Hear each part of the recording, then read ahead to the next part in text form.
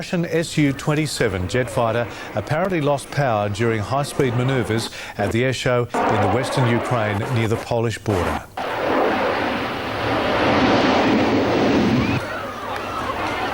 The aircraft exploded on impact into the crowded perimeter of the main runway. Local reporters say airshow officials as well as spectators are among the dead.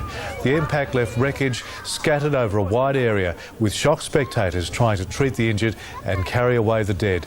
Airport officials say the two pilots ejected from the jet moments before the crash.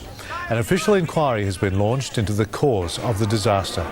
The Su27 is known as the Flanker and is the Russian Air Force's most sophisticated fighter. It has inbuilt fly-by-wire capabilities designed to prevent the loss of control during high-speed diving manoeuvres.